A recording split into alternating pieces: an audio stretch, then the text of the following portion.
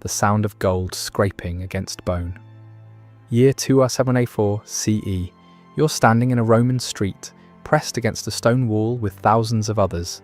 You can't move, you can barely breathe. Your only job today is to watch. In the centre of the procession, a woman staggers forward. Her wrists are raw and wounded, not from rope, from gold. 40 pounds of solid gold chains wrapped around her arms, her neck, her ankles, so heavy that 2 Roman guards walk beside her, holding the chains up so she doesn't collapse face first into the cobblestones. That gold was hers 3 months ago.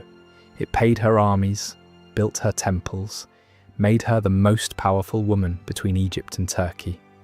Now it's crushing her. Zenobia of Palmyra, the Queen of the East, the woman who humiliated 3 Roman emperors and ruled an empire of 70,000 soldiers, now shuffling through Rome like a captive on display. The crowd screams, rotten fruit explodes against her chest, someone's spit lands on her face, and she can't wipe it because her hands are pinned down by her own stolen wealth. A child points and laughs. His mother lifts him higher so he can see better. But here's what you can't see from the street. Inside Zenobia's mind, a single thought repeats with every step. A prayer she's been whispering since dawn. Not the prayer you'd expect, not save me, not give me strength, just 3 words. Let it be the villa. Because she knows the 2 doors waiting at the end of this road. One leads to a comfortable prison where she'll live out her days as a Roman trophy. The other leads to a dark hole carved into the Capitoline Hill where Rome ends its enemies in the dark and makes sure nothing remains. 4 kilometers of not knowing which door has her name on it. 4 kilometers of smiling Romans deciding whether she lives or dies. 4 kilometers of praying to gods who have never answered. This is what Rome did to captured queens. Not just Zenobia, not just once. This was a system, perfected over 700 years, designed to break the most powerful women in the ancient world. And Zenobia, she was one of the lucky ones. The others suffered fates that made execution look like mercy. If this story grips you, drop a like. It takes a second and helps us pull more voices out of the silence. But before you understand what happened to the queens who weren't lucky, you need to understand what a Roman triumph actually was. Forget everything you've seen in movies. The real thing was worse. When a Roman general won a major war, the Senate could grant him a triumph, the highest honor in Roman society. A massive parade through the heart of the city, celebrating his victory. But this wasn't just a parade. It was psychological warfare disguised as a party. The procession started at the Field of Mars, outside the city walls. It wound through the streets for nearly 4 kilometers, ending at the Temple of Jupiter on the Capitoline Hill. The entire city shut down. Over 1 million people lined the route. Shops closed, courts adjourned, even slaves got the day off, so they could watch other slaves being paraded in chains. Here's how the procession worked, and I want you to imagine yourself as a captured queen watching this approach. First, you hear the music, trumpets and drums echoing off stone buildings. The sound bounces through the streets for almost an hour before you see anything.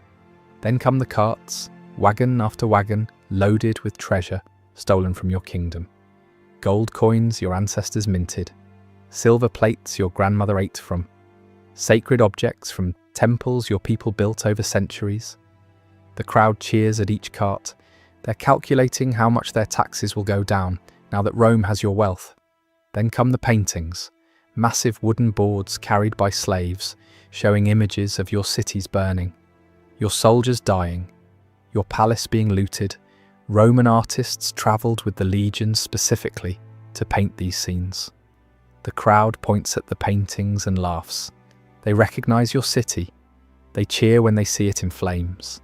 Then come the animals, exotic creatures from your homeland, lions in cages, elephants in chains, strange birds in golden cages, proof that Rome has conquered not just your people, but your very land. And then silence. The crowd goes quiet. The drumbeat slows, because now come the prisoners. Common soldiers first, hundreds of them chained together, shuffling forward with their heads down. They know they're walking to the slave markets. Their lives as free men are over, but the crowd barely looks at them. They're waiting for you.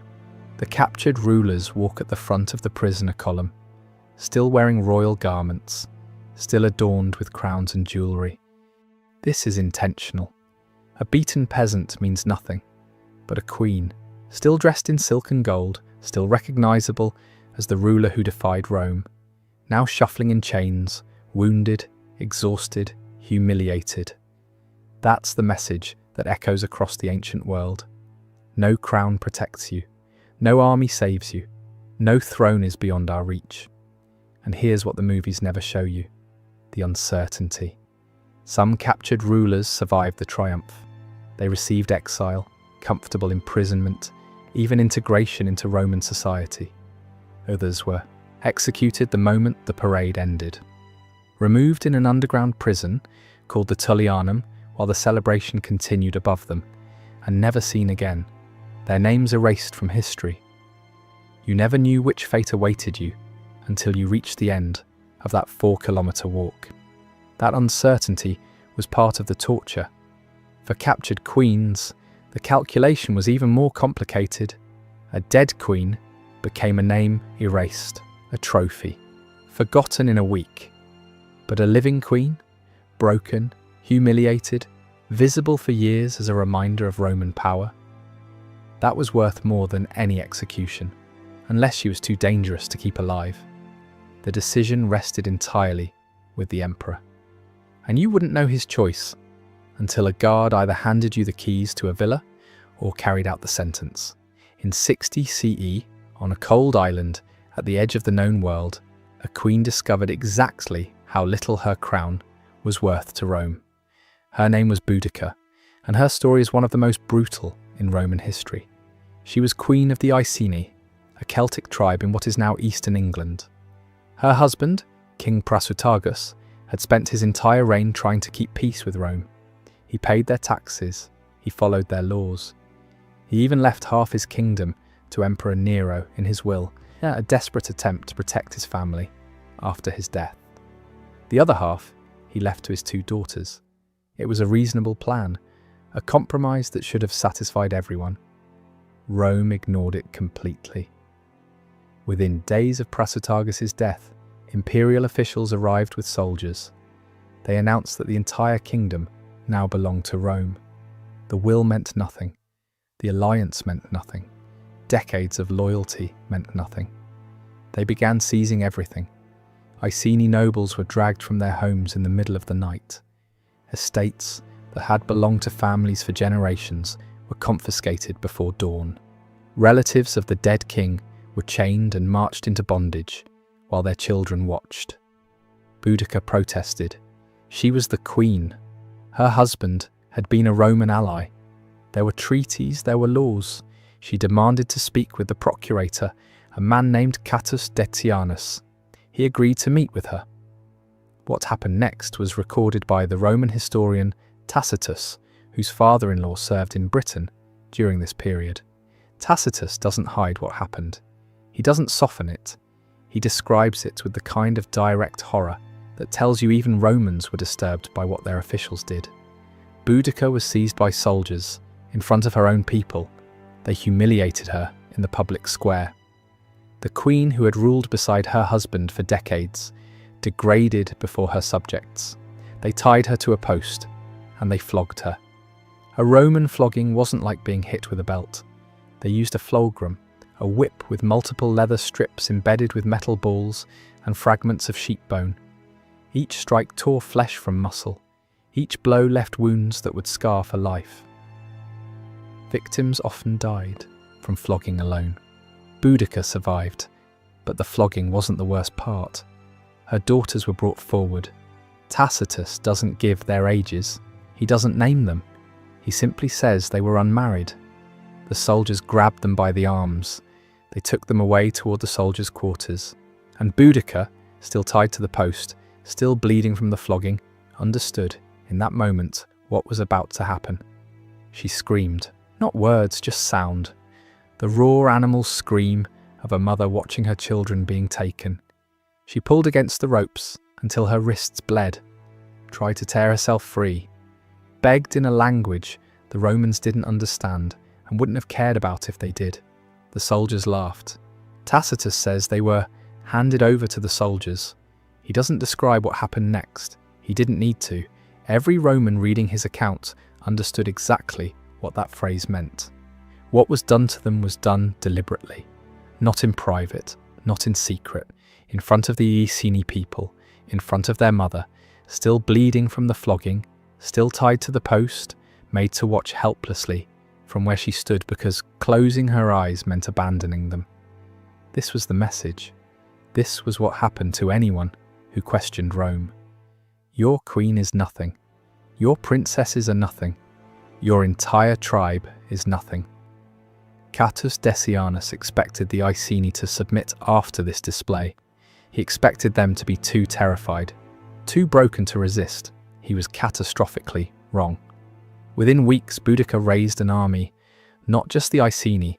Word of what happened to the royal family spread across Britain like wildfire.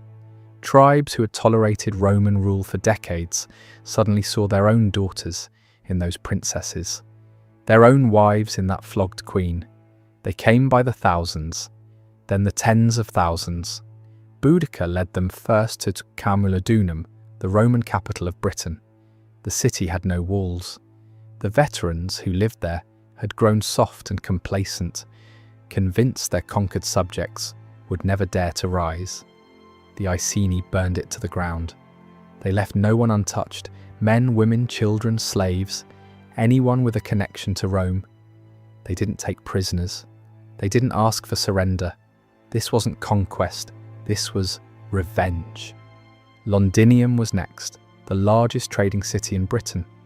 The Romans tried to evacuate, but thousands were left behind. Boudicca's army showed no mercy. Archaeologists have found a layer of burned debris across London, dating to exactly this period, a red line of destruction that marks how completely the city was razed. Tacitus claims the final death toll was 70,000 Romans and Roman allies. Other sources put it even higher, and through it all Boudicca led from the front, riding a chariot, her daughters beside her, the same daughters who had been wronged in the public square, now watching Roman cities burn. Tacitus preserved a speech he attributed to her before the final battle. Standing before her army, she declared that she came not as a queen fighting for her kingdom. She came as a mother, avenging what had been done to her daughters. The final battle came at a location that's never been identified. Roman discipline and tactical positioning overcame Boudicca's larger but disorganized force. The rebellion was crushed. Boudicca poisoned herself rather than be captured. She knew what Rome did to captured queens. She had already experienced a taste of it. Her daughters disappear from history after the initial assault. Their names were never recorded, their fates unknown. Maybe they died in battle. Maybe they took poison beside their mother. Maybe they were captured and suffered the very fate Boudicca had fought to avenge. We'll never know. Rome made sure of that. 40 years before Boudicca painted Britain red with Roman blood, another queen learned that sometimes survival is its own form of torture. Her name was Thusnelda, and her story might be the cruelest of all, not because of what was done to her body, but because of what was done to her bloodline.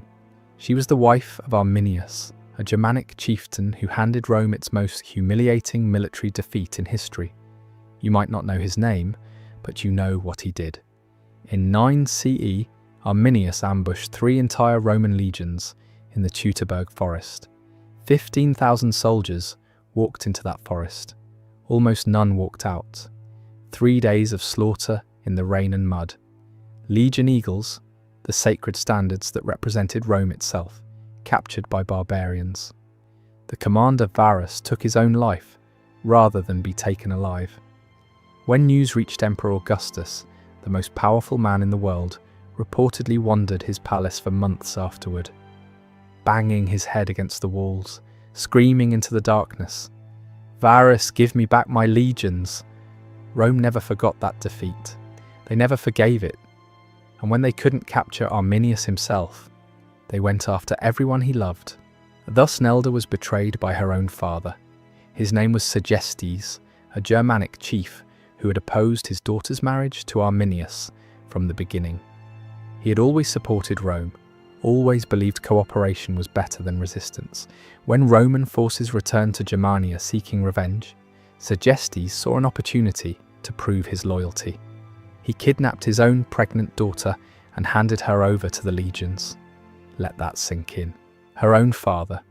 While she was carrying his grandchild, he traded his daughter and his unborn grandchild for Roman favour, for political advantage, for a pat on the head from the empire that wanted to destroy everything his people had built. The Romans were delighted. They couldn't have Arminius, but they had the next best thing, his wife and his unborn heir. They kept Thusnelda imprisoned but alive. They let her give birth in captivity, a son named Thumelicus, the heir to Arminius, the prince of the Cherusci, the grandson of Rome's greatest military humiliation. They waited until 17 CE, when the general Germanicus finally had enough victories in Germania to claim a triumph. And that's when they paraded Thusnelda through Rome. Imagine this scene. A Germanic queen, proud wife of the man who made Augustus weep, walking in chains through streets filled with Romans who had lost fathers, brothers, and sons in that forest, her infant son in her arms. The crowd didn't just jeer, they howled for blood. They screamed for the baby to be killed right there in the street.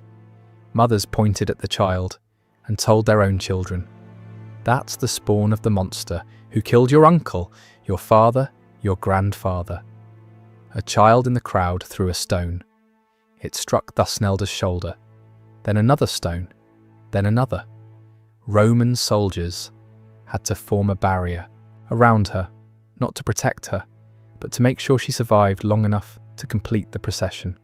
The Roman writer Strabo described Thusnelda's face during the triumph. He expected her to weep, to beg, to collapse like so many prisoners before her. She didn't. She walked with her eyes fixed forward. Her face showed nothing, no fear, no tears, no satisfaction given to the mob that wanted to see her broken. But here's what Strabo couldn't see. Inside, Thusnelda was making a promise, not to the gods, not to her husband fighting somewhere in the forests of Germania, to the infant boy pressed against her chest. She whispered it so quietly that no one heard, in the Germanic tongue that Romans couldn't understand. "They will not break you. Whatever they do, wherever they take you, you are the son of Arminius. You carry his blood, and one day... She never finished the promise, because she already knew she couldn't keep it. She held her son against her chest and walked 4 kilometers through pure hatred, but her defiance couldn't protect him. Thumelicus was raised as a Roman slave, the heir to Germania's greatest hero, the prince who should have led his people against Rome, was instead trained as a gladiator. Think about what that means.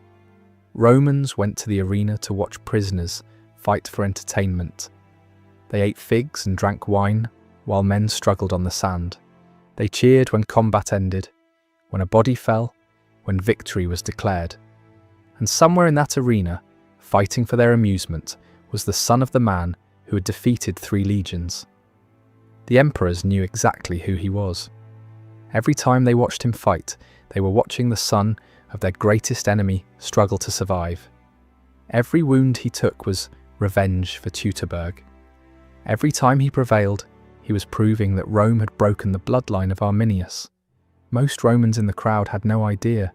They just saw another barbarian with a sword, trying to survive another day. But that was the point. The prince of the Cherusci reduced to anonymous entertainment, his royal blood meaning nothing, his father's legacy erased with every fight. Did Thumelicus know who he was? Did anyone ever tell him that his father was a hero? That his mother had been a queen? That he was supposed to lead armies, not die for applause? Or did he grow up believing he was nothing? Just another slave. Just another body for the arena. We'll never know, because Rome made sure no one recorded his story. The sources say he died at Ravenna, lost in the arena, the last of Arminius's bloodline, his life ending on the sand while Romans cheered and ate their lunch. Nobody recorded his final opponent. Nobody remembered his last words. He was just another fallen gladiator, another body removed while the crowd waited for the next fight. And that was exactly what Rome wanted. Thus Nelda herself vanishes from history after the triumph. No record of her death, no mention of her fate. She probably spent her remaining years as a household slave somewhere in Italy, scrubbing floors, serving food, following orders from people who weren't fit to carry her sandals when she was queen. Did she ever learn what happened to her son? Did she hear rumors from other slaves? Did she die hoping he was still alive somewhere, still fighting? Or did she die knowing that the promise she whispered during the triumph, the promise that they wouldn't break him, had been broken before he could even remember her face? The woman who had stood beside the greatest Germanic hero of all time, reduced to property, her husband dead, her son lost in the arena, her father living comfortably as a Roman collaborator, rewarded for his betrayal. That was Roman mercy, not death, not even public torture, just the slow, grinding erasure of everything you ever were. Now you understand what Zenobia was thinking during those 4 kilometers. She knew about Boudica. Every queen in the ancient world knew about Boudica. The story was passed down as a warning. This is what happens when Rome decides to make an example. She knew about Thosnelda, about the son raised as a gladiator, about the slow destruction of an entire bloodline. So when Zenobia felt those golden chains crushing her wrists, she wasn't just experiencing physical pain. She was calculating, would Aurelian execute her? Would he hand her over to his soldiers like Boudica? Would he keep her alive as a trophy, watching her children be absorbed into the empire that destroyed her? 4 kilometers of those thoughts, 1 million Romans screaming for her blood. And at the end, she got the door that didn't lead to the execution chamber. Emperor Aurelian made a calculation of his own. Zenobia was too famous to simply execute. For 5 years she had ruled an empire that stretched across the Roman East. She had minted coins with her face, declared herself Queen of Egypt, styled herself as the new Cleopatra. Killing her would make her a martyr, a symbol of resistance, a name that rebels would invoke for centuries. But keeping her alive, visible, dependent on Rome for everything, that told a better story. Look at Zenobia, look at the Queen of the East. She challenged us, and now she lives at our pleasure, eating our food, following our laws, grateful to be alive. Aurelian gave her a villa in Tibur, about 30 kilometers from Rome, a comfortable prison, a gilded cage. The Historia Augusta tells us what happened next. Zenobia married a Roman senator. The warrior queen, who had humiliated 3 emperors, became a Roman housewife. She attended dinner parties where guests whispered about her past.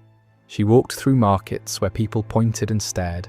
She raised daughters who would never know the empire their mother had built, daughters who learned Latin instead of Aramaic, who worshipped Roman gods instead of the gods of Palmyra.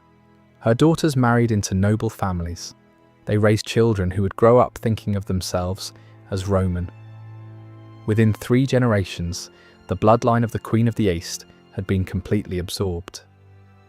No one would remember they carried the blood of a woman who once controlled more territory than most Roman emperors. That was the genius of Rome. They didn't just defeat their enemies, they erased them, absorbed them, turned conquered bloodlines into Roman citizens who celebrated the empire that destroyed their ancestors. Boudica chose death rather than live as Rome's trophy. Her rebellion killed 70,000 Romans, but it ultimately failed, and her daughters vanished from history. Thus Nelda watched her son become a gladiator, watched him die for Roman entertainment, spent her remaining years as a slave. Zenobia survived. She had comfort, she had status, but every day for the rest of her life, she woke up knowing She existed because Rome allowed her to exist. Every meal she ate, every bed she slept in, every conversation she had, all of it was a gift from the empire that destroyed everything she built. Was that mercy, or was that the most sophisticated torture of all? The Mamertine prison still stands in Rome today. You can visit it, take photographs, post them online. Tourists stand in the same chamber, where Rome ended its enemies in the dark, while celebrations echoed above. The streets where Zenobia walked in golden chains are now shopping districts. People drink espresso in the same forum where crowds once cheered for captured queens to be destroyed. We've sanitized this history, turned suffering into scenery, just like the Romans did. Zenobia survived those chains. She lived out her days in a Roman villa, comfortable, watched, dependent. But her servants said she woke shaking from nightmares, that her eyes sometimes drifted mid-conversation, lost in memories she never spoke aloud, that she prayed alone in a language Rome could never erase. She never returned to Palmyra, never saw her throne again. When she died, she was buried in Roman soil under a Roman name. The Queen of the East erased almost completely, but not entirely. Boudica's story survived. Thus Nelda's story survived. Rome wanted them forgotten. 2,000 years later, someone is still telling their story. They were meant to be silenced, but silence is not erasure, and forgotten is not gone. If this reached you, subscribe. We dig into the chapters history tried to erase, the voices that were meant to stay silent forever, because the past isn't dead. It's waiting in the dark, waiting for someone to remember.